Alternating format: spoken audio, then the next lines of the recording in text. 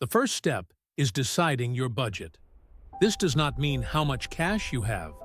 It means how much monthly payment you can afford, including loan, taxes, and insurance. Buying a house in the United States is not just about finding a home. It is a step-by-step financial process that most beginners don't fully understand.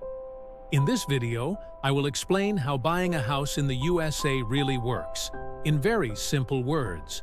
In the USA, your credit score controls everything. A higher credit score means lower interest rates and better loan options. Most buyers check their credit score before talking to a bank. Before house hunting, buyers usually get mortgage pre-approval. This means a bank checks your income and credit and tells you how much they may lend you. After pre-approval, buyers start looking for homes. They compare prices, locations, schools, and future value before making an offer. When buyers find a home, they make an offer. This includes the price and conditions like inspection and loan approval. After the offer is accepted, the home is inspected.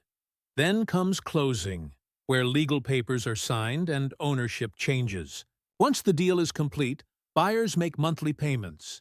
This includes mortgage, property tax, insurance, and maintenance costs. Buying a house in the USA is a long-term financial decision. This video was for educational purposes only.